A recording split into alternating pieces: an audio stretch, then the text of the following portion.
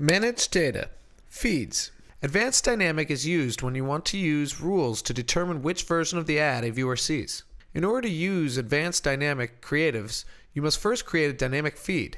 The feed contains every iteration of content that can be served in the creative and allows advertisers to update content easily and quickly, without having to update the creative assets. In this example, the advertiser needs to update the ad copy, images, CTAs, and exit URLs based on the user's city, so we have added these fields into our feed. You will also see a default row in the feed. This enables you to set certain rows in the feed as default content.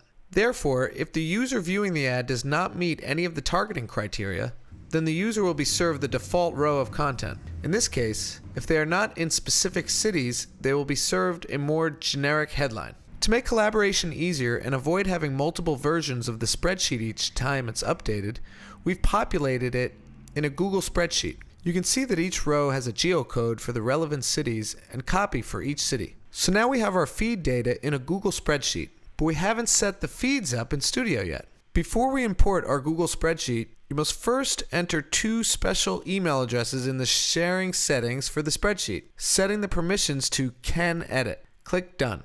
You will upload your feed to Studio in step 2 of the Manage Data Studio workflow.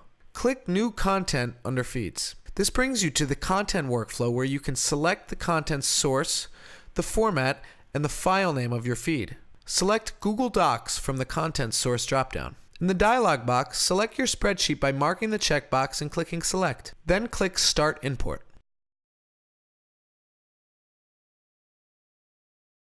If the data looks correct, click Continue. In the Manage Elements screen, you assign each column from your feed to the correct data type. This step is very important and ensures your content will be handled correctly by Studio. Select the ID and reporting label, any special fields, and all data types and filters. More information on each data type can be found in our Help Center. Under Special Fields, select Is Default for the default data. It's important to have a default set of information you want the dynamic creative to serve when no rules are matched. Otherwise, double-click Campaign Manager will serve the static backup image. Your default column should contain only true or false text. The active dropdown allows us to make certain rows ineligible for serving. We'll skip this since all the rows in our feed will be active.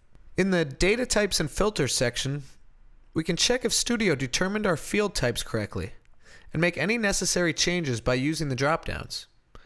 The dropdowns will only contain valid data types for the data that's in the field.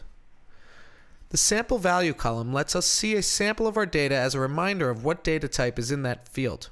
Now that we have everything set up, we'll click Transform to finish setting up the feed.